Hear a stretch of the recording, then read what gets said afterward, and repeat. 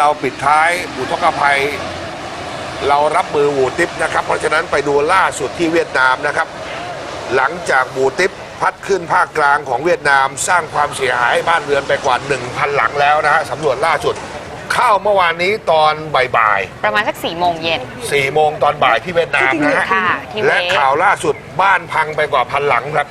แล้วก็มีเรือประมงอับปาง3 ลำนะคะในทะเลจีนใต้มีผู้สูญหาย74 คนค่ะกู้ภัยจีนเปิดเผยว่าเรือประมงทั้ง3 ลำมาจากมณฑลกวางตุ้งทางตอนใต้ของจีนแล้วหลงทางกลางพายุซึ่งตอนนั้นเป็นไต้ฝุ่นอยู่ไต้ฝุ่นหูติปเนี่ยนะคะกัปตันพยายามจะฝ่าพายุเข้าไปหลบใกล้ๆกับหมู่เกาะซีซาในเขตมณฑลไหหนาน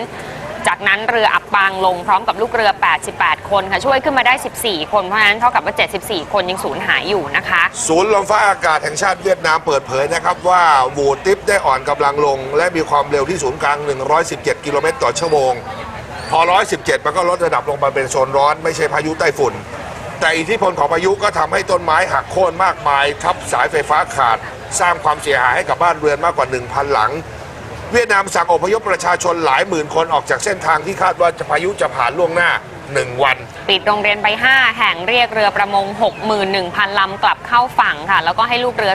330,000 คนหลบอยู่ในที่ปลอดภัยนะคะสังเกตดูนะครับเวียดนามเวลาเขารับพายุโดยตรงเนี่ยเขาสามารถสั่งอพยพล่วงหน้า1 วันนะฮะไม่อย่างนั้นอาจจะมีความสูญเสียมากกว่านี้